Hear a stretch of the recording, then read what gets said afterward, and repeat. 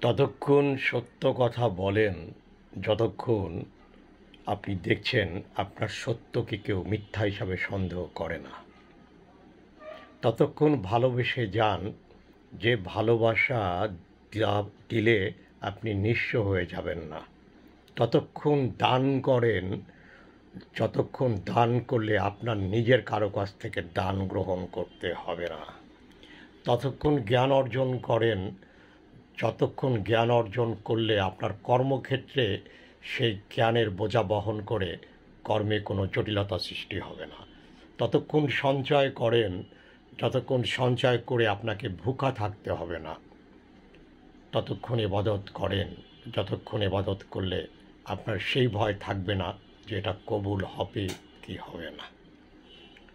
সর্বশেষে ততক্ষণ বেঁচে থাকার চেষ্টা করেন যতক্ষণ বেঁচে থাকলে পৃথিবী আপনাকে বোঝা মনে করবে না। সৈয়দ সুফি শাহী।